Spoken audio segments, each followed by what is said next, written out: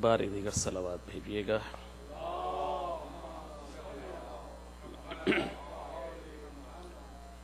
اعوذ باللہ من الشیطان اللعین الرجیم،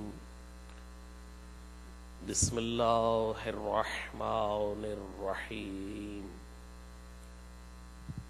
الحمد للہ رب العالمین، الصلاة والسلام علی رسولہ الکریم وآلہ الطیبین الطاہرین، خیر المبشرین والمنذرین، شفیع المذنبین، النبی المبید والرسول المصدق ابی القاسم محمد۔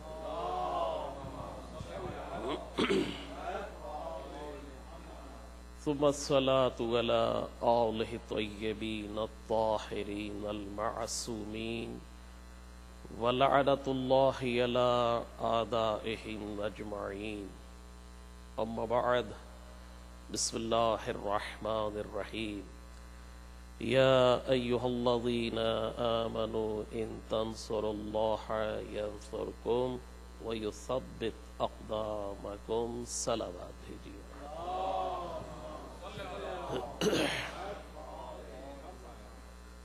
سوگواران بزم ازا سورہ محمد کی آیت نمبر 7، خالق دو جہاں کا ارشاد حق، اے ایمان والو تم اللہ کی مدد کرو تو اللہ تمہاری مدد کرے گا، اور پھر خدا تم کو ثبات قدمی عطا فرمائے گا، خدا تمہیں ثابت قدم رکھے گا۔ اس آیہ مبارک کی روشنی میں ایک طالب علم ہونے کی حیثیت سے اور محدود علم کا اعتراف کرتے ہوئے جس عنوان کے تحت یہ 4 مجالس آپ کی اعلیٰ سماعتوں کی نظر کی جا رہی ہے، اس کا موضوع ہے اسلام اور محافظین اسلام۔ اور ظاہر ہے کہ جب کسی موضوع کا انتخاب کیا جاتا ہے تو پیش نظر کوئی نہ کوئی مقصد ضرور ہوتا ہے۔ اس موضوع کا انتخاب اس عزا خانے میں، اس بارگاہ حسینی میں اس لیے کیا گیا کہ دنیا سمجھے کہ حسینی کہتے کس کو ہے، اور جب بات دنیا کی کر رہا ہوں تو پھر دنیا سے مراد اور دیگر مذاہب نہیں، بلکہ میں مخاطب ہوں ان اذہان سے، ان لوگوں سے کہ جن کے اذہان میں یہ خیالات، یہ فکر مچلتی رہتی ہے، اور اکثر ان کے لبوں پر یہ جملے آتے ہیں کہ اسلام خطرے میں ہے، اٹھ جائیے۔ اور ظاہر ہے کہ جب کوئی شے خطرے میں ہو تو جس کو درد ہوتا ہے وہ خطرے سے بچانے کے لیے حفاظت کی بھی کوشش کیا کرتا ہے۔ اب میں کیا کروں، جس کی سمجھ میں یہ حسینی نہیں آتا، اس لیے کہ حسینی اسے کہتے ہیں کہ جو نظریہ کرب و بلا یا جو حسین ابن علی سے محبت کرے یا جو حسین ابن علی کے دیے ہوئے نظریے پر لبیک کہتا ہے، اس ذہن کو حسینی کہتے ہیں۔ اور جو حسین کی تعلیمات کی روشنی میں اپنی زندگی کو گزار رہا ہوتا ہے، اس باعمل انسان کو حسینی کہتے ہیں۔ تو یہ جملہ کہوں کہ جس کی سمجھ میں حسینی نہیں آتا، اس کی سمجھ میں حفاظت اسلام بھی نہیں آ سکتی۔ عزیزان گرامی قدر، کیا یہ عجیب سوالات نہیں ہیں کہ جب مسلمانوں کے معاشرے میں اگر اسلامی معاشرہ ہوتا تو پھر یہ سوالات لبوں پہ نہیں آتے کہ اسلام خطرے میں ہے؟ میں مسلمانوں کے معاشرے کی بات کر رہا ہوں کہ جہاں مسلمان رہتے ہیں وہاں اکثر یہ سوالات، اور جس وطن سے ہمارا تعلق ہے، ہم نے تو ہر موقع پر جب بھی تخت و تاج کے حصول کے لیے لوگوں کو تڑپتے دیکھا تو انہوں نے ہر دور میں اسلام ہی کو خطرے میں رکھا، اور اسلام کو خطرے میں رکھ کر لوگوں کے جذبات سے ناجائز فائدے اٹھائے۔ اور عالم یہ ہے کہ جن کے لبوں پر یہ سوالات آتے ہیں، جو اکثر اسلام کے حوالے سے خطرات اور تحفظات کی بات کرتے ہیں، ذرا ان کی تاریخ پر نگاہ رکھیں۔ بظاہر تو مضبوط نظر آتے ہیں لیکن اتنے کمزور ہوتے ہیں۔ تاریخ گواہ ہے کہ نہ جانے ہوا کے رخ پہ کتنی مرتبہ انہوں نے اپنے نظریوں کو تبدیل کیا ہے۔ اور میرا وہ موضوع بھی نہیں کہ میں ان کی تاریخ پر گفتگو کروں، میں تو فقط ان کی زبان سے نکلنے والے اس جملے پر گفتگو کرنا چاہتا ہوں کہ جو ہر نہج اور ہر مقام پر اسلام کو خطرے میں محسوس کرتے ہیں۔ اب میں کیا کہوں کہ کسی نے تو کہہ دیا کہ اسلام کے دامن میں بس اس کے سوا کیا ہے، ایک ضرب ید اللہ، ایک سجدہ شبیری۔ اب جس کی نگاہ میں علی نہ ہو، جس کی نگاہ میں حسین نہ ہو، اس کا اسلام تو ہمیشہ خطرے ہی میں نظر آئے گا۔ عزیزان گرامی قدر، یہ بھی ایک عجیب المیہ کہ تاریخ اسلام لکھنے والے مسلمانوں نے جب تاریخ اسلام کو مرتب کیا تو یہ تو احتجاج کا رائٹ رکھتا ہوں، اور احتجاج کا رائٹ میں کیا رکھتا ہوں، یہ ہر حسینی کا رائٹ ہے۔ اور ہر حسینی جب مجلس میں آتا ہے تو یہ فقط کوئی رسم نہیں ہے جو نبھانے آ گیا۔ دراصل دنیا میں احتجاج کے مختلف طریقے ہوا کرتے ہیں۔ یہ با اخلاق لوگوں کے احتجاج کا ایک طریقہ ہوا کرتا ہے کہ فرش عزا پر آ کر اس فکر کے خلاف، ان اذہان کے خلاف کہ جن کے لبوں پر ہمیشہ یہ جملے آتے ہیں کہ اسلام خطرے میں ہے، یہ احتجاج کرنے کا میں رائٹ تو رکھتا ہوں کہ جب تاریخ اسلام کو مرتب کیا گیا تو تاریخ اسلام میں ان کو رکھا گیا جو اسلام کے کبھی بھی وفادار نظر نہیں آئے، اور جو تاریخ اسلام کے ہر دور میں وفادار نظر آئے۔ آج تاریخ اسلام میں سب کچھ ملتا ہے لیکن وفاداروں کے نام نظر نہیں آتے ہیں۔ تو لہٰذا ان چند جملوں کو جو میں نے آپ کی سماعت کی نظر کیا، ان کو محسوس کیا اور چاہا، خواہش ہوئی کہ کیوں نہ اسلام اور محافظین اسلام پر گفتگو کی جائے۔ صلوات بھیجیے محمد و آل محمد۔ دیکھیے، پہلا مرحلہ آج ہمیں دائرہ اسلام سے نکال کر کفر کی وادیوں میں دھکیلنے کی ناکام کوششیں ہو رہی ہیں، کہیں قتل و غارت کے ذریعے، کہیں فتووں کے نشر کے ذریعے، نہ جانے جو جس کے پاس ہتھ کنڈے ہوتے ہیں وہ استعمال کرتا ہے۔ مدارس قائم کیے جاتے ہیں، مدرسے تو یہ بناتے ہیں، مدرسوں میں یہ بیٹھتے ہیں، اور نہ جانے ڈورے ہلانے والے کوئی اور ہوتے ہیں۔ اور جب مدرسوں میں بیٹھتے ہیں تو فقط ایک کام، بس ایک ایجنڈا کہ کسی طریقے سے ان کو کافر قرار دیا جائے۔ کن کو؟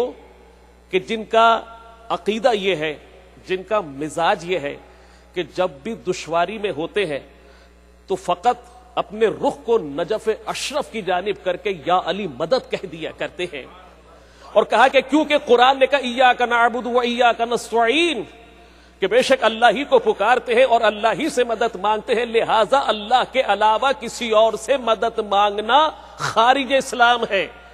جو خارج اسلام ہے وہ کفر ہے، جو داخل اسلام ہے وہ ہے مسلمان۔ اس بنیاد پر ہمیں کفر کے فتووں سے نوازا جاتا ہے، اور اسی بنیاد پر کم عقل رکھنے والے، یا یوں کہوں جو عقل بند ہوتے ہیں، جو عقل بند ہوتے ہیں، عقل مند نہیں ہوتے، ان کے اذہان میں یہ زہر داخل کیا جاتا ہے کہ اس کو مارو گے تمہیں جنت مل جائے گی، اس کو مارو گے تمہیں جنت مل جائے گی۔ حالانکہ خود قرآن کا فیصلہ ہے کہ لا اکراہ فی الدین، دین میں جبر نہیں ہے، لیکن یہ جبر کے ذریعے سے قتل بھی کرتے ہیں اور جبر کے ذریعے سے جنت میں جانے کی سند بھی دلواتے ہیں. اور اگر ایسا نہ ہوتا تو میڈیا پہ آپ نے دیکھا ہوگا کہ ایک مدرسے پہ چھاپا مارا گیا تو 50 کم سن بچوں کو دیکھا آپ نے جو زنجیروں میں جکڑے ہوئے تھے. کیا جنت میں اس طریقے سے بھی لے جایا جاتا ہے؟ جنت کے لیے تو قرآن نے کہا لقد کان لکم فی رسول اللہ اسوۃ حسنہ کہ تمہاری زندگی کے لیے رسول کی سیرت بہترین نمونہ. رسول نے اسلام کو فروغ دیا، اپنے عمل سے دیا، اختیارات ہونے کے بعد جبر سے اسلام کو فروغ نہیں دیا. تو پھر یہ کیسا مزاج ہے، پھر یہ کیسا طریقہ زیست ہے کہ جہاں جبر کے ذریعے سے مسلمان کو قتل کیا جائے، جبر کے ذریعے سے ایک با ایمان کو، صاحب ایمان کو کفر کی وادیوں میں دھکیلا جائے. کہا کہ قرآن کی آیت ایاک نعبد و ایاک نستعین، اللہ ہی کو پکارتے ہیں، اللہ ہی سے مدد مانگتے ہیں. یہ قوم اسلام سے دور، یہ قوم کفر کے قریب، خدا کو چھوڑ کر غیر خدا کو پکارا کرتے ہیں. اب میں کیا کہوں، خود خدا نے کیا کہا سورہ محمد، یا ایھا الذین آمنوا ان تنصروا اللہ ینصرکم، اے ایمان والو تم اللہ کی مدد کرو. مدد کون کرتا ہے؟ جس کے پاس استطاعت ہوتی ہے. اور مدد مانگتا کون ہے؟ جو محتاج ہوا کرتا ہے. اور ہمیں یہی تو کہا جاتا ہے کہ بس اللہ سے مدد مانگو، اللہ کے علاوہ کسی اور سے مدد نہ مانگو، اس لیے کہ دنیا میں تمام مخلوق محتاج. خدا وہ ہے کہ جہاں محتاجی نہیں. اور کہا گیا کہ مدد اس سے مانگو جو محتاج نہ ہو. اب مجھے بتائیے مدد وہ مانگے جو محتاج ہوتا ہے. اب خدا کہ یا ایھا الذین آمنوا، اے صاحبان ایمان تم اللہ کی مدد کرو. خدا نے بھی مسلمانوں سے مدد نہیں مانگی، صاحبان ایمان سے مدد مانگی. یہ تو دنیا کا دستور ہے کہ میں اور آپ اگر شرافت کے لباس سے آراستہ ہوتے ہیں تو مدد وہاں مانگی جاتی ہے کہ جہاں غیرت کی لاش تو رہ جائے.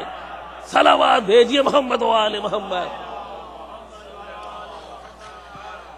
خدائے لم یزل نے بھی کہا یا ایھا الذین آمنوا ان تنصروا اللہ. خدا نے کہا ہم بھی مومنوں سے مدد مانگتے ہیں. اب اس کے معنی یہ ہو گئے کہ جب بھی جہاں بھی اسلام کے محافظین ہوں گے، حقیقی معنوں میں وہ نہیں جسے مسلمان لکھے، بلکہ نگاہ قدرت میں جو بھی حفاظت اسلام کرنے والا ہوگا، یہ طے شدہ بات ہے کہ دنیا اسے کافر لکھتی رہے لیکن نگاہ قدرت میں وہ صاحب ایمان ہی کہلائے گا.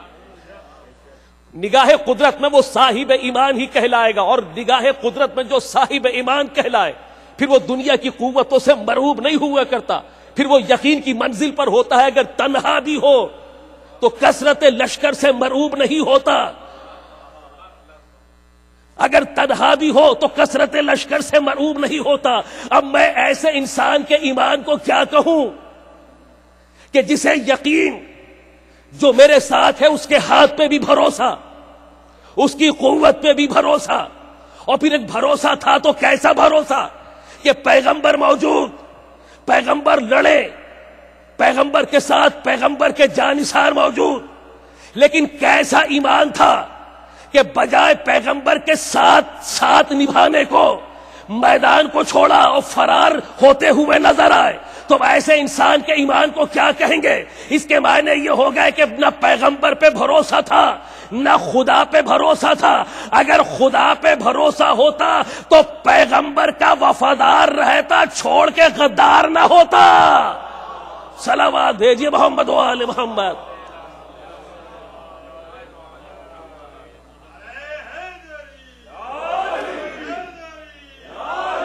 اگر تنہا بھی ہوگا،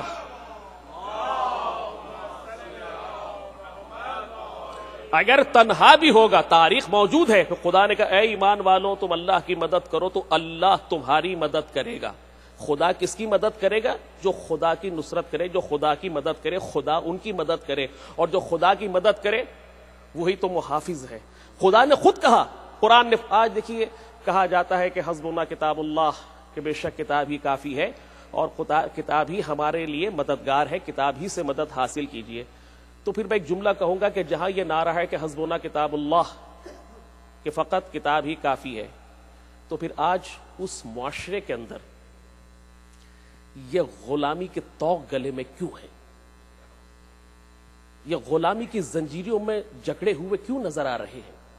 اور اس معاشرے میں ایسا انتشار کیوں ہے، جبکہ اس میں میڈیسن بھی ہے کہ وَاعْتَصِمُوا بِحَبْلِ اللَّهِ جَمِيعًا وَلَا تَفَرَّقُوا، بڑے بڑے سیمینار ہوتے ہیں، بڑے بڑے اجلاس ہوتے ہیں کہ اللہ کی رسی کو مضبوطی سے تھامو، آپس میں تفرقہ نہ ڈالو، اور اس کے باوجود لوگوں کے ہاتھوں میں نشتر بھی ہے، لوگوں کے ہاتھ مسلمانوں کے لہو سے رنگین بھی ہے۔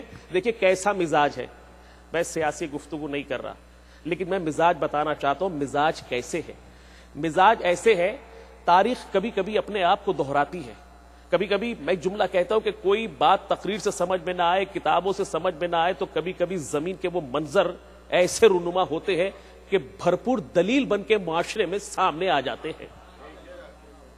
آج دیکھیے ہم 1400 سال سے لے کے اب تک، اور لوگ کہتے ہیں ارے چھوڑیے یزید کا پیچھا، کب تک یزید پر لعنت و طعن کرتے چلے جائیں گے، چھوڑیے یزید کا پیچھا، دنیا میں واقعات ہوتے ہیں، حادثات ہوتے ہیں، ایک واقعہ یہ بھی ہوا، واقعہ ختم ہو گیا، دنیا میں حادثات ہوتے ہیں، حادثہ اگر یہ واقعہ ہوتا فقط، اگر یہ فقط ایک حادثہ ہوتا تو نہ جانے اس سے زیادہ بڑے ہونے والے حادثات میں یہ گم ہو چکا ہوتا۔ یہ حادثہ نہیں ہے، اور میں یہ کہوں کہ اگر یہ واقعہ ہماری دسترس میں ہوتا تو نہ جانے حادثات زمانہ کے اندر رخ حیات کہاں کا کہاں ہو جاتا۔ لیکن 1400 سال سے لے کے اب تک عالم یہ رہا، 1400 سال سے لے کے اب تک حالات یہ رہے ہیں کہ بظاہر کربلا کے ہیں 72، لیکن ان 72 جانثاروں کی یاد میں لاکھوں کروڑوں کی قربانیاں دے چکے۔ بغداد کی دیواریں گواہ، کرخ کا میدان گواہ، آج کے عہد کے ہونے والے واقعات گواہ، لاکھوں کی تعداد میں لاشیں گرتے ہیں، ایک ایک وقت میں بلاسٹ ہوتا ہے تو 100 لاشیں گر جاتی ہیں، لیکن 100 لاشیں گرے، ہزاروں لاشیں گرے، لاکھوں کی تعداد میں لاشیں گرے، لیکن سب سے زیادہ جو واقعہ جس چیز کا پرچار کیا جاتا ہے یا جسے یاد کیا جاتا ہے یا جسے یاد رکھنا چاہیے، لاکھوں لاشیں ایک طرف، لیکن کربلا کے 72 شہداء ایک طرف۔ زمانے میں حادثات ہوتے ہیں، لوگ بھول جایا کرتے ہیں، سگا بھائی گھر کے 6 افراد ایک ایک حادثے میں خدا کی بارگاہ میں چلے گئے، لیکن لوگ بھول جاتے ہیں، اپنے پیاروں کو بھول جاتے ہیں، لیکن نہیں بھولتے تو کربلا والوں کو نہیں بھولتے۔ آخر یہ وجہ کیا ہے؟ وجہ یہ ہے کہ انسان کی دسترس میں ہوتا تو واقعہ کربلا بھی حادثات زمانہ میں گم ہو چکا ہوتا۔ یہ واقعہ کربلا کوئی عام واقعہ نہیں ہے، یہ خدا کا ایک وعدہ ہے جو اب تک پورا ہو رہا ہے۔ یاد رکھے گا خدا کا وعدہ کیا ہے کہ حل جزاء الاحسان الا الاحسان، احسان کا بدلہ تو خدا کے ہاں احسان ہی سے ہوا کرتا ہے۔ حسین ابن علی، تم نے ہماری دین کے خاطر، ہمارے اسلام کے خاطر تم نے جان کا نذرانہ دیا، لوگ تمہیں مٹانا چاہتے تھے، تو احسان کا بدلہ یہ ہوگا، مٹانے والے تو مٹ جائیں گے لیکن تیرا نام نہیں مٹ پائے گا۔ صلوات بھیجیے محمد و آل محمد۔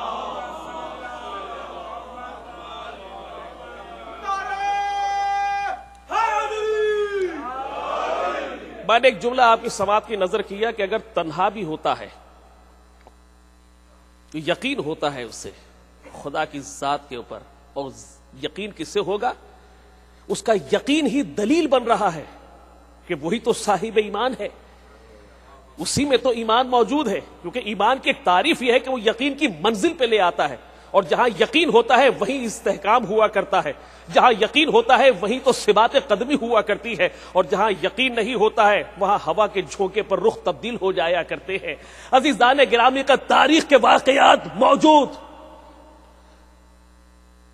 قرآن موجود، واقعات موجود، لیکن زمانہ قرآن کی آیات اور سورے تو پڑھ لیتا ہے لیکن کچھ گفتگو کرتے ہوئے لرزتا ہے، کچھ گھبراتا ہے۔ یاد کریے تاریخ کے اس واقعے کو، پورے واقعے نہیں دہراؤں گا، تاریخ کے اس منظر کو یاد کیجئے گا کہ جب ایک لشکر چلا تھا خانہ کعبہ کو مسمار کرنے کے لیے، لیکن ایک شخص تھا جس کے ایمان کا عالم یہ تھا کہ ڈٹ کے کھڑا ہو گیا اور ایک جملہ کہا تھا، جب جواب میں سوال یہ کیا گیا تم نے اپنے اونٹ بچا لیا، اللہ کے گھر کو نہیں بچایا، اب کرے تو کیا کرے، اپنے ایمان کا اظہار کیا، کہ جس کا گھر ہے وہ بچائے گا. جملہ تو سادگی سے آپ نے علماء سے سنا, نہ جانے کس کس انداز میں سنا, لیکن اس سادے سے جملے کے اندر جناب عبد المطلب نے اپنے ایمان کا کس نازک انداز میں اظہار کیا کہ یاد رکھنا جس کا گھر ہے میرا بھروسہ ہے اس پر وہی بچانے والا ہے. یہ جناب عبد المطلب کا ایمان تھا, جناب عبد المطلب کا ایمان. اور ایک مرتبہ اپنے بیٹے کو بلایا, نہ جانے کون سا چہیتا بیٹا تھا جسے جناب عبد المطلب نے بلا لیا کہ بیٹا سب کو بولو کہ اپنے اپنے غاروں میں چلے جائیں. سب لوگ اپنے اپنے غاروں میں چلے گئے اور کہا بیٹا آسمان کی طرف دیکھنا, جب خدا کی نصرت آنے لگے تو بیٹا مجھے بتا دینا. یعنی کہ صاحب ایمان وہ ہوتا ہے جو زمانے کی نصرت پہ بھروسہ نہیں کرتا, جو اللہ کی مدد پہ بھروسہ کرتا ہے, اور اللہ کی مدد تو اسی کو ہوا کرتی ہے جو صاحب ایمان ہوا کرتا ہے. اب جناب عبد المطلب نے بلایا ہوگا تو کس کو بلایا ہوگا؟ مسئلہ کعبے کی حفاظت کا ہے, مسئلہ نصرت خدا کا ہے, بلایا ہوگا تو کس کو بلایا ہوگا؟ اب کیا نگاہ عبد المطلب کو اتنا بھی نہیں پتا کہ کس کو مدد کے لیے بلانا چاہیے؟ اب رہا تو کفر میں ڈوبا ہوا ہے, بنیاد میں کفر لے کر آیا. اب ظاہر کعبے کی مدد کے لیے جناب عبد المطلب بلائیں گے, کافر کو تو نہیں بلائیں گے, جو صاحب ایمان ہوگا اسی کو بلایا ہوگا کہ بیٹا آ جاؤ, جب خدا کی نصرت آ جائے تو مجھے بتا دینا. اب جناب عبد المطلب بیٹھے ہیں, ایسے میں ایک بیٹا آگے بڑھا کہ بابا خدا کی نصرت آ رہی ہے. کہ کہاں ہے خدا کی نصرت؟ اب جو فضا کی طرف دیکھا, پرندوں کو پرواز کرتے ہوئے دیکھا, قرآن نے سورہ فیل کو موجود رکھا. بسم اللہ الرحمن الرحیم. الم تر کیف فعل ربک باصحاب الفیل الم یجعل کیدہم فی تضلیل وارسل علیہم طائرا ابابیل ترمیہم بحجارۃ من سجیل فجعلہم کعصف مکول. اب یہاں خدائے لم یزل نے پیغمبر کو مخاطب کیا, توجہ رکھے گا. الم تر کیف فعل ربک باصحاب الفیل, کیا تو نے نہیں دیکھا کہ ہم نے ہاتھی والوں کے ساتھ کیا کیا؟ کیا تو نے نہیں دیکھا ہم نے ہاتھی والوں کے ساتھ کیا کیا؟ دیکھنے کے لیے وجود کا ہونا بہت ضروری ہے, اور وجود کے ساتھ ساتھ شعور کا ہونا بھی بہت ضروری ہے. اس کے معنی یہ ہے کہ پیغمبر اگر اس عام الفیل میں آئے ہیں اس دنیا کے اندر, لیکن شعور کا یہ عالم تھا, خدا متوجہ کر رہا ہے. کیا تو نے نہیں دیکھا؟ تو جس کے ہوش کا یہ عالم ہو, جس کے ہوش کا یہ عالم ہو کہ خدا کہے کہ کیا تو نے نہیں دیکھا ہم نے ہاتھی والوں کے ساتھ کیا کیا, وہی پیغمبر جب زمانے کو کلمہ پڑھا اور مسلمان اٹھ کے یہ کہہ دے کہ 40 برس تک وہ نبی نہیں تھا, تو یاد رکھیے گا اسلام ان کا خطرے میں نہیں ہوگا جو پیغمبر کو آغاز ہی سے ہوش کی معراج پہ دیکھتے ہیں. اسلام ان کا خطرے میں ہوگا جو پیغمبر کو باشعور نہ سمجھے. صلوات بھیجیے محمد و آل محمد. کیا تو نے نہیں دیکھا؟ اور دیکھیے, میں نے بعض دفعہ میں نے کبھی نہ کبھی کسی مجلس میں کہیں نہ کہیں یہ ایک جملہ مدد کے لیے ضرور مستعار لیا ہے کسی نہ کسی مجلس سے. ہم لوگ بہت اچھے اور سیدھے سادے لوگ ہیں, ہم سے مراد باہر کے مسلمان بہت سیدھے سادے لوگ ہیں. میں جب پاکستان میں رہتا ہوں نا تو مجھے کہتے ہیں کہ مولانا یہ جو ہے نا یورپ کے لوگ, امریکہ کے لوگ, کہ ان سب نے جو ترقی کی ہے نا یہ سب قرآن سے کی ہے, یہ سب قرآن سے حاصل کیا ہے. ان لوگوں نے جو کچھ کیا قرآن سے حاصل کیا ہے. کمال کافر تو لے رہے ہیں اور مسلمان لینے کے لیے کچھ تیار نہیں ہے. اب انہوں نے کیا لیا؟ عقل مسلمانوں کی میراث نہیں ہے, عقل انسانوں کی میراث ہے. جو عقل کو استعمال کرے گا رائٹ ہے کہ وہ لیڈنگ پوزیشن پہ آئے, وہ لیڈ کرے, کیونکہ عقل انسان کا جوہر ہے. انسان پہچانا جاتا ہے اپنی عقل کی بنیاد پر, وہ لیڈ کرے گا. یہ خدائے لم یزل نے عقل کو تقسیم کیا ہے. اب عقل, تدبر, تفکر, ہمارے ہاں تو ہم نے یہاں تک پہنچے ہیں ترقی کرتے کرتے کہ جناب علی قرآن سینے میں محفوظ رکھا جائے. ہم مسلمان ہیں, حفاظت سے رکھا جائے. اب کیا کیا جائے؟ اپنے عمل کا اظہار اور مضبوط ترین مسلم ثابت کرنے کے لیے کچھ عمل بھی کیا جائے. اور میں ایک جملہ کہہ دوں کہ اب تک یہ ہوتا رہا کہ لوگ ہم سے سوال کرتے تھے, تم یہ کالے کپڑے کیوں پہنتے ہو, تم یہ ماتم کیوں کرتے ہو، تم اپنے آپ کو لہو لہان کیوں کرتے ہو، تم یہ نماز جو ہے مغربین اور ظہرین کیوں پڑھتے ہو، تم یہ سجدگاہ کیوں رکھتے ہو، تم یہ تعزیہ علم ذوالجنہ تابوت کیوں نکالتے ہو؟ یہ سوالات ہم پہ ہوتے ہیں نا، صدیوں سے لے کے اب تک سوال ہو رہے ہیں. اب ذرا پہیا الٹا چلنا چاہیے، بجائے اس کے کہ وہ ہم سے سوال کریں ہم ان سے سوال کریں کہ تم تراویح کیوں پڑھتے ہو، یہ بتاؤ تم ہاتھ باندھ کے نماز کیوں پڑھتے ہو، یہ بتاؤ تم مغربین اور ظہرین کیوں نہیں پڑھتے ہو. ذرا سی تھوڑی سی جرت ہو. ہم تو 1400 سال سے لے کے جواب دے رہے ہیں، یاد رکھیے گا ان کے پاس اپنی بقا کے لیے دفاع کا کوئی راستہ ہی نہیں ہوگا. مثال دیتا ہوں میں آپ کو، جو صاحب ایمان ہوتا ہے وہ ہوا کے رخ پہ بدلہ نہیں کرتا. جہاں اصول ہو اصول پہ سر قلم ہو جاتے ہیں. یہ تاریخ ہماری ہے. جتنے شہداء ہم نے دیے تاریخ میں کسی اور قوم نے کسی مسلک نے اتنے نذرانے نہیں دیے جتنے ہم نے دیے ہیں، اور اس پہ کوئی پریشانی نہیں. یہی تو ایمان کی ایک دلیل کہ جو شہادتوں کے نذرانے دے دیے، ہر عہد میں ملت پھر آمادہ نظر آئے. ہر عزادار تمنا شہادت کو قلب میں رکھے، شہادت کو اپنے لیے سعادت سمجھے. یہ ایک ایمان کی دلیل ہے. لیکن جہاں جان کا خوف ہوتا ہے وہاں شہادت کی تمنا نہیں ہوتی. وہاں جان بچانے کے لیے ثبات قدمی نہیں دکھاتا بلکہ میدان کو چھوڑ کے فرار نظر آتا ہے. اور جہاں شہادت کی تمنا ہو خدا وہیں ثبات قدمی عطا کرتا ہے. زمانے کے رخ بدل جاتے ہیں، لوگوں کے انداز بدل جایا کرتے ہیں، اور بدلے تاریخ کے اندر. آپ سوال کیجئے گا، لوگ ہم سے سوال کرتے ہیں کہ کیا وجہ ہے ماہ رمضان آ جاتا ہے اور آپ تراویح نہیں پڑھتے. اب الٹا سوال کرو کہ تم تراویح کیوں پڑھتے ہو، الٹا سوال کرو تم تراویح کیوں پڑھتے ہو، کس بنیاد پہ پڑھتے ہو. پھر دیکھیے گا جواب کیا لے کر آتے ہیں. اچھا تراویح پڑھتے ہو تو ٹھیک، کیا ہے یہ عبادت ہے؟ عبادت کے بھی تو آخر کوئی اصول ہوا کرتے ہیں. وہ عبادت ہی کیا کہ جس کے اصول میں تبدیلی پیدا ہو جائے، جس کے انداز بدل جائیں. کہا کہ روزانہ رمضان میں سپارہ پڑھیں گے، ایک سپارہ. قرآن 30 دن میں نازل ہوا تو کوشش کریں گے پورے مہینے میں ایک سپارہ پڑھیں. اب یہ بن گیا اصول. آج سے 30 برس پہلے تو یہی تھا کہ روزانہ مسجد میں ایک سپارہ پڑھایا جاتا تھا. اب کیا کریں، روزانہ ترقی تو ہو رہی ہے، معذرت کے ساتھ یہ ہمارے ہاں نہیں ہے، لیکن دوسری جانب ملائیت میں بھی ترقی بے تحاشا ہو رہی ہے. اب کریں تو کیا کریں، پیش امام کی بنیاد پر تو پہچانا جائے گا. اب ہمارے ملک میں تقابل ہونے لگا، مقابلے ہونے لگے کہ یہ ہے پیش امام، آئیے ان کے پیچھے نماز پڑھیے گا. کہ ایک مہینے کی نماز، کہ نہیں یہ بہت فاسٹ مولوی ہے، کہ یہ 30 دن کو 15 دن میں لے آئے گا. 2 سپارے پڑھے گا روزانہ، توجہ رکھے گا، 2 سپارے روزانہ پڑھے گا. کب 30 دن کو چھوڑ کے لوگ 15 دن والے مولوی کے پیچھے چلے. پھر آواز آئی کہ نہیں زمانہ بہت تیز ہو گیا، آئیے اب 10 دن کے اندر پوری تراویح کو ختم کر لیں. 15 دن والے اٹھے، 10 دن میں چلے گئے. اب بزنس مین کے لیے بھی پیکج دیا گیا کہ عید کا زمانہ قریب آ جاتا ہے، لہذا تمہیں تجارت کرنی ہوتی ہے، لہذا 10 دن کو چھوڑ کر آئیے 6 دن کی تراویح پڑھ لیتے ہیں.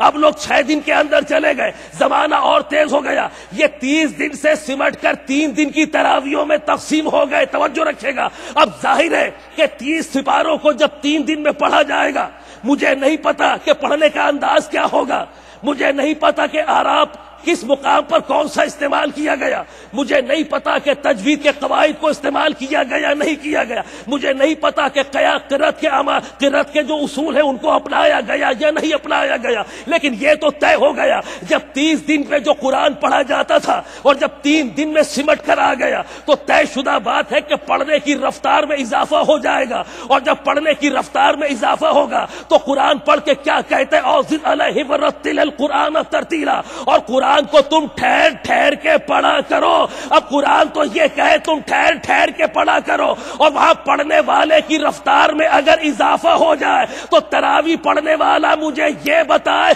کہ وہ قرآن کی تلاوت کر رہا ہے یا قرآن سے بغاوت کر رہا ہے. صلوات بھیجیے محمد و آل محمد. بس یہیں تک لیا کہ آپ کے ہاں حافظ قرآن نہیں ہوتے.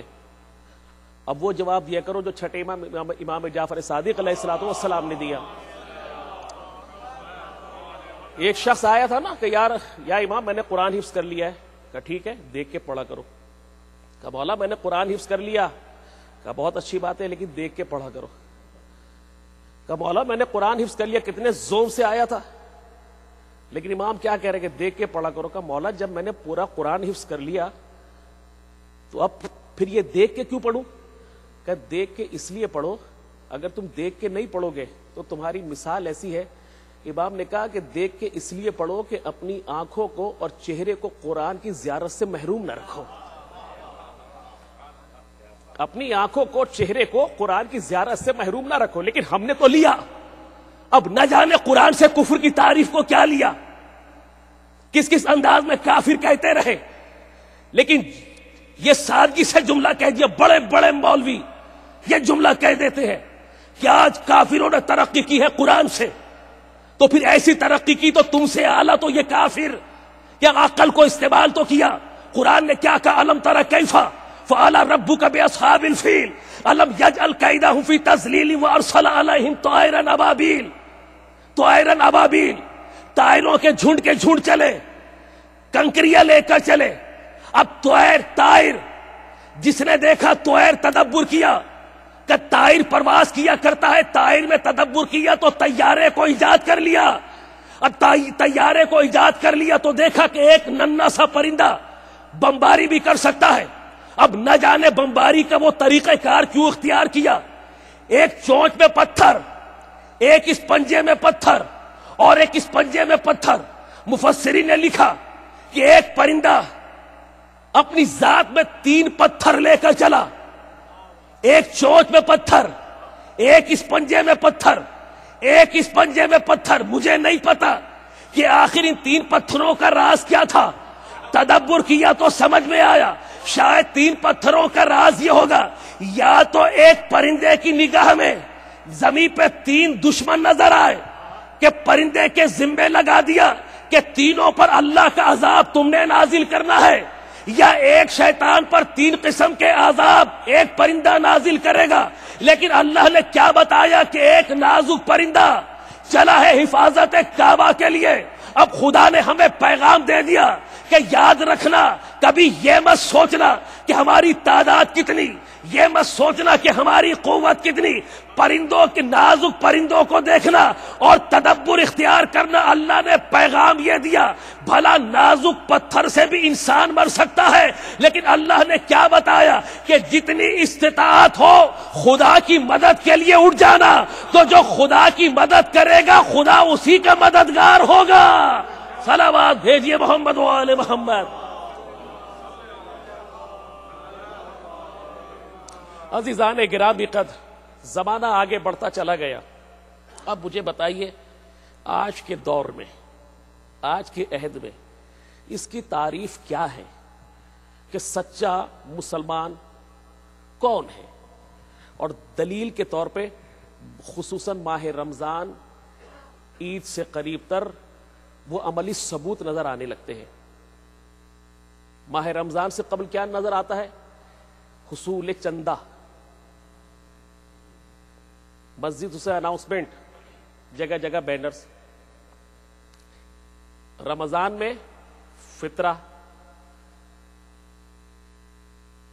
اب مجھے نہیں پتا یہ آخر راز ہے کیا, اور سہارا بھی کیا لیا جاتا ہے کہ خدا کو کتنا مظلوم بنا کے پیش کیا. 1 روپے دیجیے, 8 آنے دیجیے, 2 روپے دیجیے, اللہ کی مدد کیجیے. اللہ 8 آنے کا محتاج ہو گیا, اللہ 1 روپے کا محتاج ہو گیا کہ اللہ کی مدد کیجیے. کہ خدا نے تم سے مانگا؟ نہیں. تو پھر خدا کی مدد کیسے ہو گئی 2 روپے, 4 روپے, 8 روپے سے؟ وہ تو لفظ کن کہتا ہے تو کائنات وجود میں آ جائے. وہ محتاج تو نہیں ہے, لیکن دنیا بھر میں آئیے اللہ کی مدد کیجیے. تو تم یہ اللہ کی مدد کیسی؟ پھر وہ خدا ہی کیا ہوا کہ جو محتاج ہوا؟ وہ خدا ہے, تمہاری طرح مولوی نہیں ہے کہ جو چند سکوں کا محتاج ہوگا. یہ اللہ کا شکر ہے ہمارے ہاں ایسا سلسلہ نہیں ہے. ائمہ نے ایسے دستور رکھ دیے ہے کہ ہمارے ہاں عالم کی بھی ایک عزت ہوتی ہے, ایک وقار ہوا کرتا ہے. کہا اللہ کی مدد کیجیے. کیا کرو گے اللہ کی مدد سے؟ فلاں علاقے میں یتیم خانہ ہے، یتیموں کی مدد کی جائے گی، تو سمجھ لو یتیموں کو روٹی کھلائی جائے گی تو تم نے اللہ کی مدد کر دی۔ لوگ آتے ہیں دیتے ہیں، زکوٰۃ دیجئے، فطرہ دیجئے، راہ خدا میں دیجئے، اللہ کی مدد کیجئے، اور سب لوگ دے رہے ہوتے ہیں۔ اصول کیا بن گیا؟ تم اگر چندہ دو گے یتیم خانے میں یتیموں کو کھلایا جائے گا تو اس کے معنی کہ تم نے اللہ کی مدد کر دی۔ یہ ہے تمہارا اصول، یہ ہے تمہارا اصول کہ اگر یتیموں کو کھلا دیا تو تسلیم کیا 2 روپے دینے والا اللہ کا مددگار ہو گیا۔ ایسا یتیم جو تمہارے مدرسوں میں پڑھے، 2 وقت کی روٹی دو، پالو، پھر زمانے میں آ کے انتشار کا سبب بنے، مسلمان ہو کے اسلام کے پرخ سے اڑائے، اور تم چندہ جمع کرو راہ خدا میں خدا کی مدد کے لیے۔ خدا کا پیغام وَاعْتَصِمُوا بِحَبْلِ اللَّهِ جَمِيعًا وَلَا تَفَرَّقُوا، لیکن تمہارا پلا ہوا مدرسے کا وہ مولوی وہ تو بنتا ہے تفرقے کا سبب، اور خدا کا پیغام وحدت کو تھامو۔ اس کے معنی یہ ہو گئے کہ اسلام خدا کی نگاہ میں کچھ اور مولوی کی نگاہ میں کچھ اور شاید علامہ اقبال تو جانتے تھے، اس لیے علامہ اقبال کو کہنا پڑ گیا تھا کہ اللہ کا دین اور ہے، ملا کا دین اور ہے۔ توجہ رکھے گا، شاید علامہ اقبال کو کہنا پڑ گیا تھا، علامہ اقبال جانتے تھے کہ ملا کی نگاہ میں اسلام کی تعریف کچھ اور ہے، اللہ کی نگاہ میں تعریف اسلام کچھ اور ہے، لیکن فرض کیجئے تسلیم کر لیا۔ اب میں آج آپ کے اصول کو تسلیم کر لیتا ہوں کہ جو یتیم کو روٹی کھلائے وہ اللہ کا مددگار، اور ظاہر ہے کہ جو اللہ کا مددگار ہوتا ہے قرآن کی آیات کی روشنی کے اندر خدا ان کا بھی مددگار ہوتا ہے، خدا ان کا محافظ ہوا کرتا ہے، خدا انہی کی مدد کرنے والا ہوا کرتا ہے۔ اب آپ یتیم کو پالیں تو اللہ کے مددگار، لیکن ایک ایسا یتیم جس کے لیے قرآن کہے الم جدید کا یتیمن فآوا، تو یتیم تھا تو ہم نے تجھے پالا ہے۔ اب اگر آپ یتیم کو پالیں تو اسلام کے ٹھیکیدار اور کائنات کے ایسے یتیم کو اگر ابو طالب پالے تو آج تک کافر کیسے ٹھہرا؟ صلوات بھیجیے محمد و آل محمد۔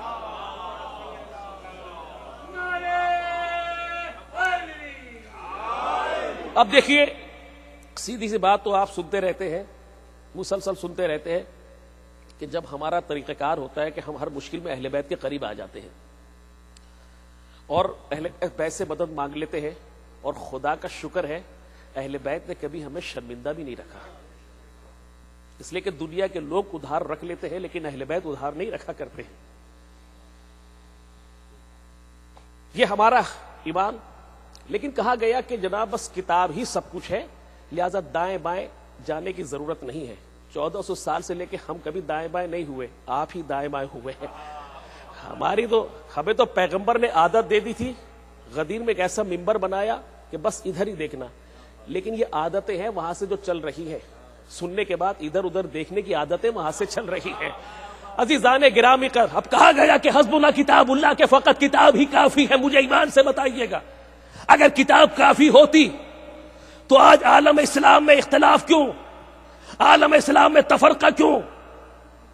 قرآن میں جاذبیت ہے، قرآن پرکشش ہے، قرآن جوائنٹ رکھنے کی علامت ہے، لیکن پھر اختلاف کیوں؟ کوئی تو ہے مسئلہ۔ اب میں ایک جملہ کہہ دوں، آپ نے کہہ دیا کہ فقط کتاب کافی ہے، اب میں یہ کہوں گا کیا کتاب رسول کے لیے بھی کافی ہے؟ کیا کتاب رسول کے لیے بھی کافی ہے؟ اور خصوصاً رسول کا کام ہے اسلام کو فروغ دینا، قلب پیغمبر پہ نازل ہو رہا ہے قرآن، تو کیا پیغمبر کے لیے کتاب کافی ہے؟ اور اگر پیغمبر کے لیے کتاب کافی ہوتی، توجہ رکھیے گا، عجیب جملے کہہ رہا ہوں، اگر پیغمبر کے لیے کتاب کافی ہوتی تو بہت سے مقامات پر صرف کتاب ہی کی بنیاد پر لوگوں کو داخل اسلام کر لیتے۔ آج اس عہد میں مبلغ کو اپنی خطابت پہ بڑا ناز، اور ایک ہی بات کہ بس کتاب ہی مددگار ہے۔ اب مجھے بتائیے، یہ تو مبلغ مدرسے میں پڑھ کے مبلغ ہوا، لیکن وہ پیغمبر جو کسی مدرسے کا محتاج بھی نہیں رہا، جس کے قلب پر آیات کا نزول ہوتا رہا، اور وہ خدا کی بارگاہ میں رجوع کرے، کب پروردگار ایسے کافر ہیں یہ، ایسے ضدی ہیں یہ کہ میری باتوں کو سمجھنے کے لیے تیار ہی نہیں ہے. ہم کہہ تو دیتے ہیں سادگی سے کہ قرآن ہر مسئلے کا حل موجود، قرآن میں ہر مسئلے کا حل موجود ہے، لیکن پیغمبر کے قلب پر قرآن نازل ہوا اور پیغمبر کے لبوں سے آیات کا نزول، اور پیغمبر کبھی بت پرستوں سے مخاطب، کبھی مشرکوں سے مخاطب، کافروں سے مخاطب. اب جو کافر، بت پرست، مشرک، یہودی اگر پیغمبر کی بات نہ مانے تو دنیا میں کوئی اور ایسا مبلغ ہے جو پیغمبر کی جگہ ان کافروں کو سمجھا سکے؟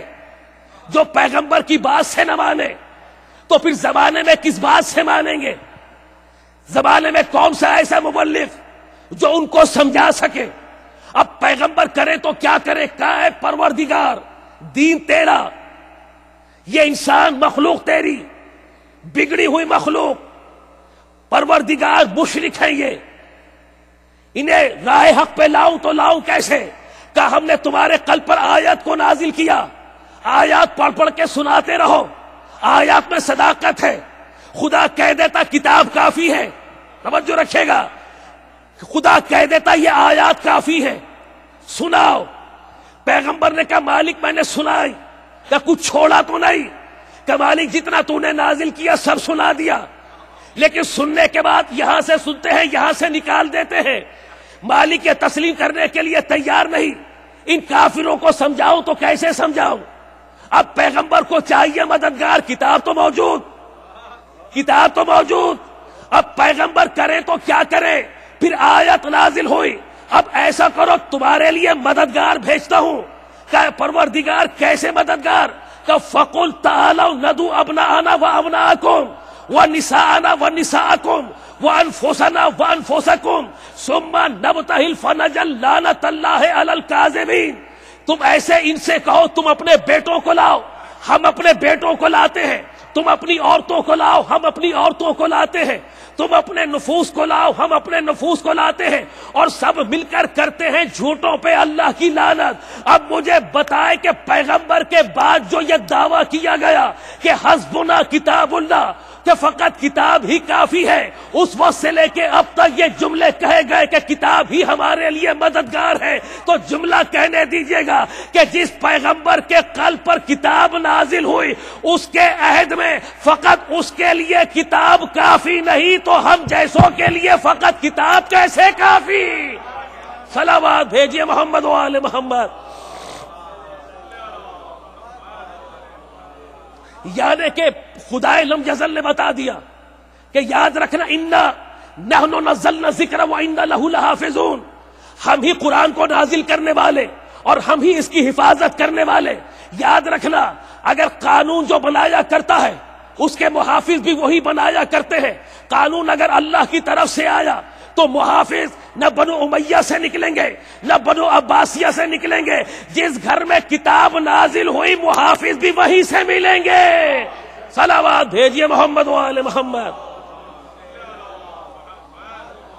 ہاں 1400 سال سے لے کے اب تک ان کا اسلام خطرے میں نہیں ہے کہ جنہوں نے پیغمبر کے ان جملوں کو سنا، انی تارک فیکم الثقلین کتاب اللہ عترتی و اہل بیتی، کہ تمہارے درمیان دو چیزیں چھوڑے جا رہا ہوں، قرآن اور اہل بیت.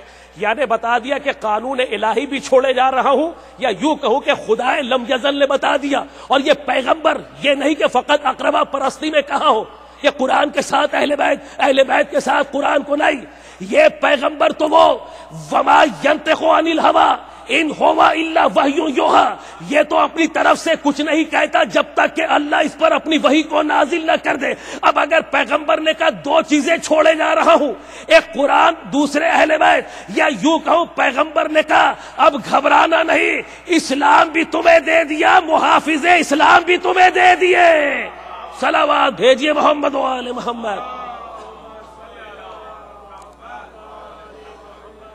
عزیزان گرامی قدر، کہنے کا مقصد یہ ہے کہ اگر زمانہ واقعی کربلا کی طرف رخ کرے، اگر زمانہ کربلا پہ نظر رکھے تو سمجھ میں آئے گا کہ کربلا فقط ایک زمین کے ٹکڑے کا نام نہیں ہے، کربلا تا قیامت حفاظت اسلام کا نام ہے.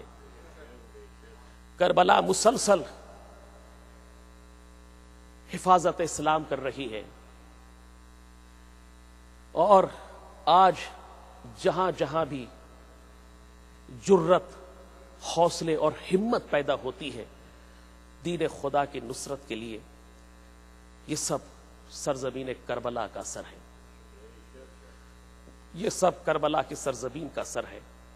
اور کربلا کی سرزمین میں اثر یہ شہداء کے لہو کا صدقہ ہے۔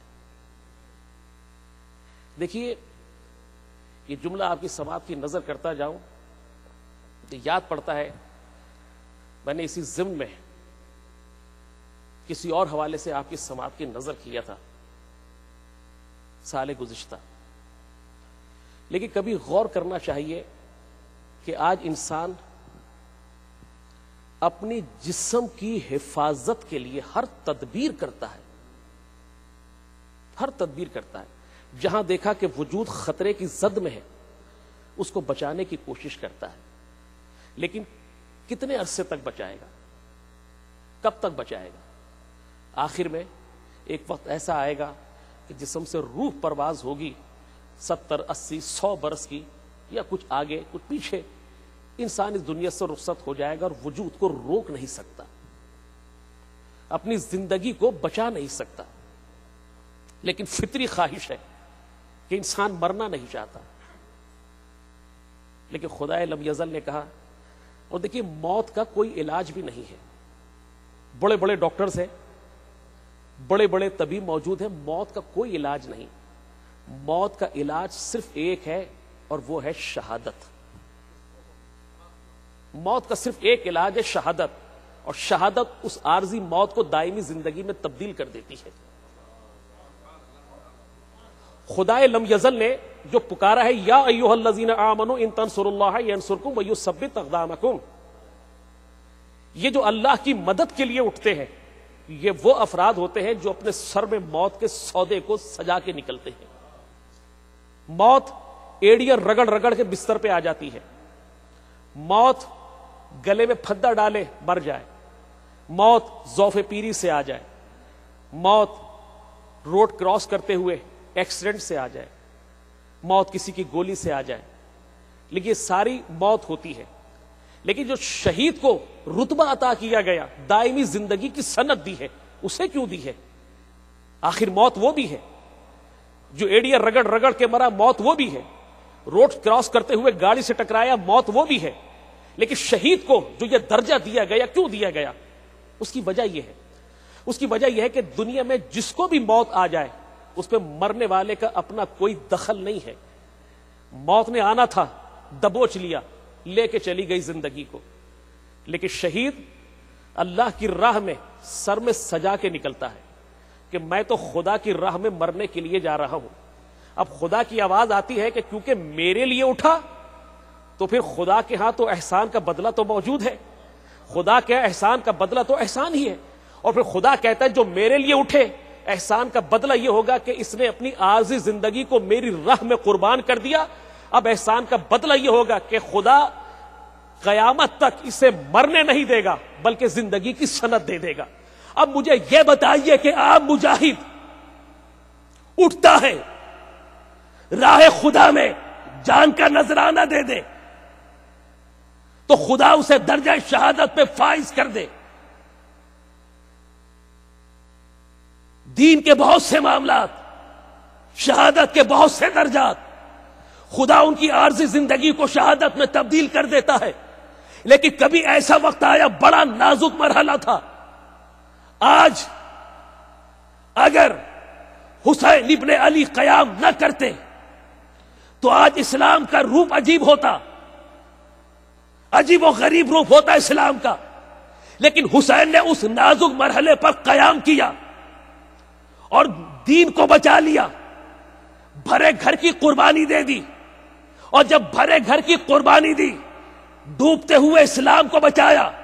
خدائے لم یزل نے پیغام کیا دیا کہ آج یزید، دیکھیے عجیب و غریب جملے ہیں یزید کے وہ، اور میں نے کسی مجلس میں ایک جملہ عرض کیا تھا، ہو سکتا ہے شاید یہ سوچ میری ہو، کبھی میڈیا سے آپ نے سن بھی لیا ہو، شاید یہ سوچ میری ہو، میں کہتا ہوں جب پیمانے الٹ جاتے ہیں نا تو نتیجے بھی الٹ جاتے ہیں۔ میں نے اپنے ملک عزیز میں لوگوں سے سوال کیا، یہ سرحد میں باب خیبر کیوں بنایا ہوا ہے؟ تم بڑے سنت کے دعوے کرتے ہو، سنت کی تعریف یہ ہے کہ جو رسول نے کیا وہ سنت۔ تمہیں کمال ہوگا کہ رسول کا اونچا پاجامہ تمہیں یاد رہا۔ رسول کی اور سنت بھی ہے، رسول کی سنت یہ ہے کہ رسول نے جسے ہٹا دیا وہ ہٹ گیا، اور جسے قائم کر دیا وہ قائم رہا۔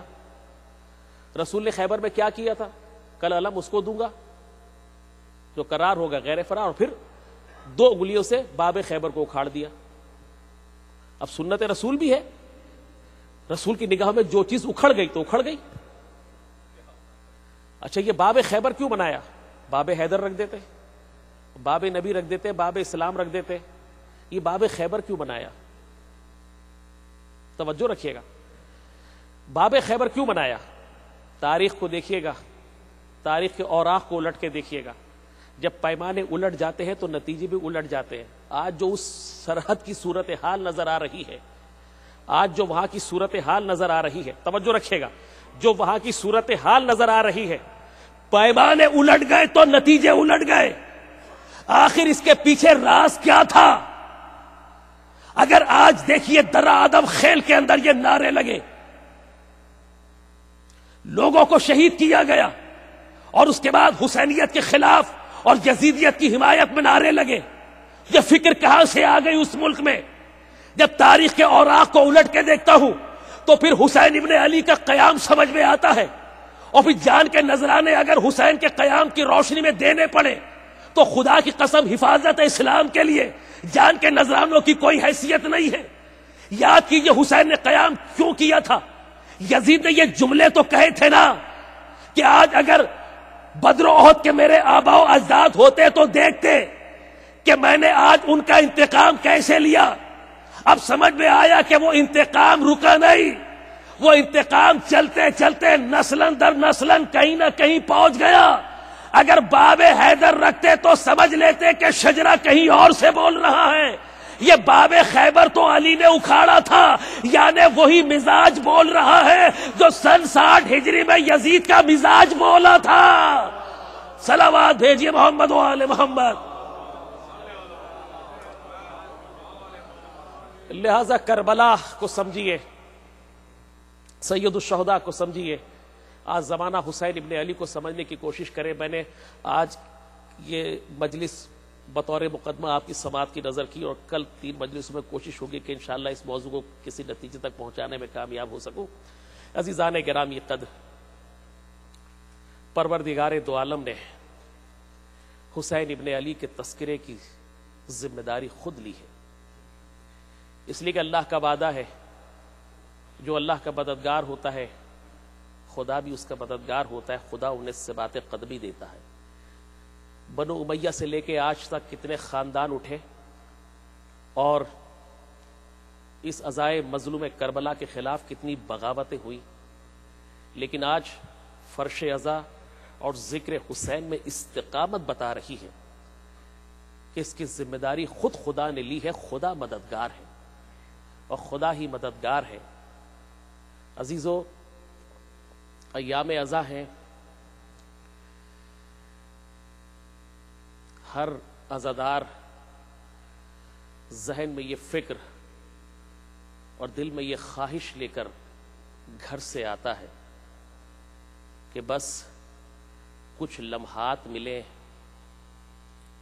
کچھ وقت ملے فاطمہ زہرا کے اجڑے ہوئے گھر پر آنسو بہانے کے لیے۔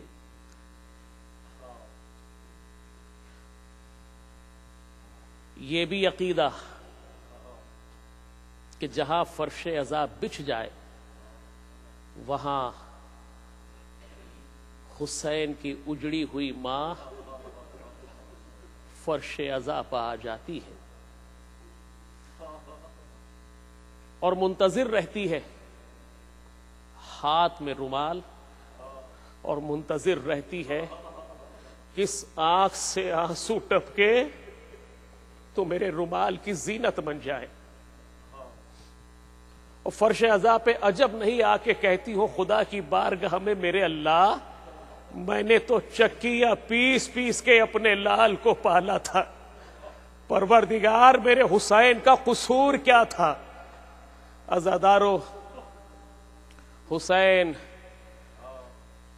کربلا میں 3 دن کے بھوکے پیاسے شہید ہو گئے، شہزادیوں کے سروں سے چادریں چھین لی گئیں، سید سجاد کے ہاتھوں میں ہتکڑیاں، پیروں میں بیڑیاں، گلے میں طوق، اور پشت پر تازیانے مسلسل برستے رہے، راستے میں انگارے بچھاتے رہے، خار بچھاتے رہے، لیکن نبی زادیوں کا قافلہ گزرتا رہا، حسینیوں کا قافلہ گزرتا رہا۔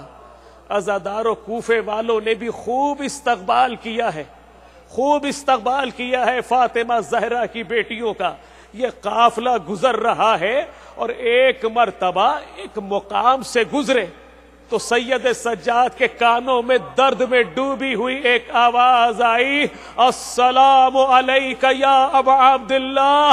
عزادارو، سید سجاد نے جو سنا اور ایک مرتبہ دیکھا سر حسین نے اس سلام کا جواب دیا ہے، ایک مرتبہ سید سجاد چونک اٹھے۔ اب جو دیکھا کہ دارالامارہ کی چھت پر عزادارو ایک سر دیکھا کہ دارالامارہ پر سر لٹکا ہوا ہے، ایک مرتبہ قریب جا کے پہچانا، جان گئے یہ کسی اور کا سر نہیں ہے۔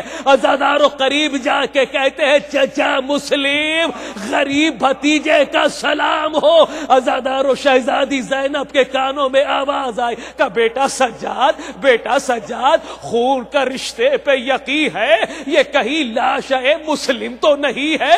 ہاں پھوپھی اماں، یہ میرے چچا مسلم کا لاشا ہے۔ عزادارو، زوجہ مسلم بھی قریب آ گئی، زوجہ مسلم بھی قریب آ کے کہتی ہے میرے والی، جو 2 بچے میں لے کر آئی تھی، ارے وہ تو میں نے آقا پہ قربان کر دیے، لیکن مجھے یہ بتاؤ جو 2 بچے تمہارے ساتھ آئے تھے، ارے وہ میرے دونوں لال کہاں ہیں؟ عزادارو، سید سجاد آگے بڑھے، شہزادی زینب آگے بڑھی۔ عزادارو، جملہ سنیے گا، سید سجاد آگے بڑھے اور آگے بڑھ کے کہتے ہیں چچا غریب بھتیجے کا سلام، چچا کربلا سے لے کے کوفے تک تازیانے کھاتا چلا آیا، چچا مسلم خوش نصیب ہو جو کوفے میں آ کر سو گئے، چچا ارے بھتیجے سے پوچھو، ہائے کوفے کا بازار، ہائے بے پردہ ماں بہنے، چچا ہم سے بھی پوچھو۔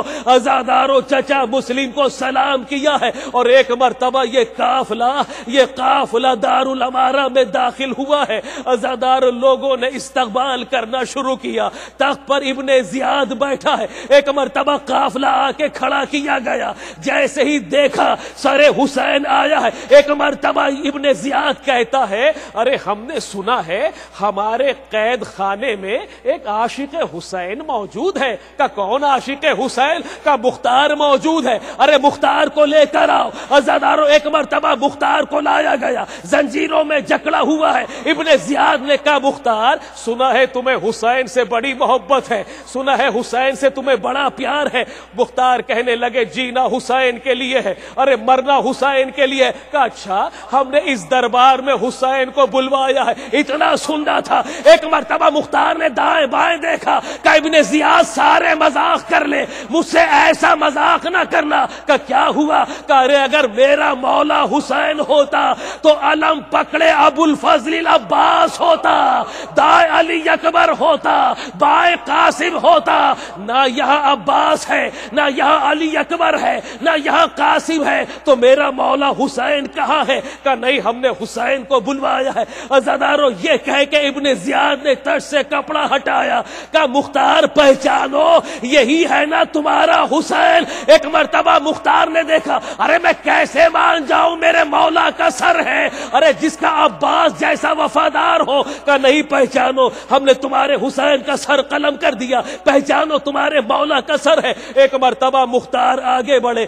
دیکھا کہ سر خون اور خاک میں اٹا ہوا نظر آیا کہ ابن زیاد میں کیسے پہچان لوں، میرے مولا کا سر ہے۔ ارے اتنا خون اور خاک ہے چہرے پر کہ پہچانا نہیں جاتا، کہ اچھا ابھی تمہیں یقین دلاتے ہیں۔ ایک مرتبہ پانی منگوایا گیا کہ سر حسین کو دھویا جائے۔ اب جیسے ہی پانی آگے بڑھا، سر حسین سے آواز آئی، مختار مجھ پہ پانی نہ ڈلوانا، اب تک میری بہن بھی پیاسی، اب تک میری سکینہ بھی پیاسی، مختار مجھ پہ پانی نہ ڈالانا۔ اب جو مختار نے یہ سنا، ایک مرتبہ یا علی کہا، زنجیروں کے بند کو توڑا، ایک ظالم سے تلوار کو چھینا، چلے ہیں حملہ کرنے کے لیے کہ پیچھے سے ایک درد میں ڈوبی ہوئی آواز ابھری، چچا مختار ہمارا سلام۔ مختار کے قدم وہیں پر رک گئے۔ ایک مرتبہ پلٹ کے دیکھا کہ زنجیروں میں جکڑا کوئی قیدی نظر آیا۔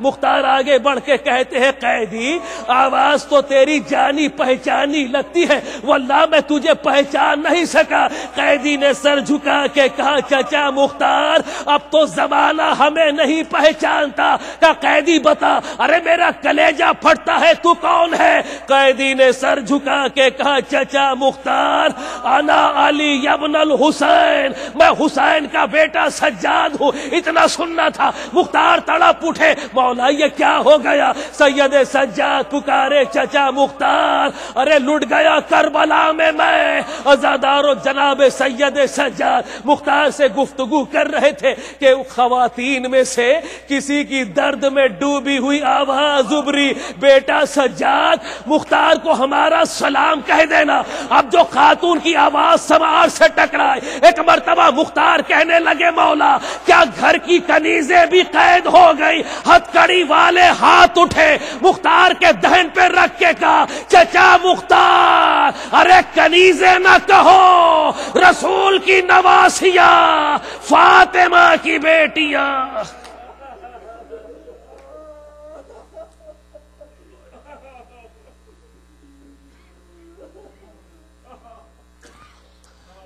انا للہ و انا الیہ راجعون۔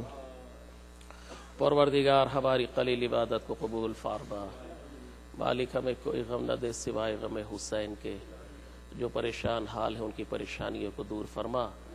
میرے مالک جو مقروض ہیں دست غیر سے ان کے قرض کو عطا فرما، جہاں جہاں عاشقان حسین آباد ہیں ان کی جان مال عزت آبرو کی حفاظت فرما۔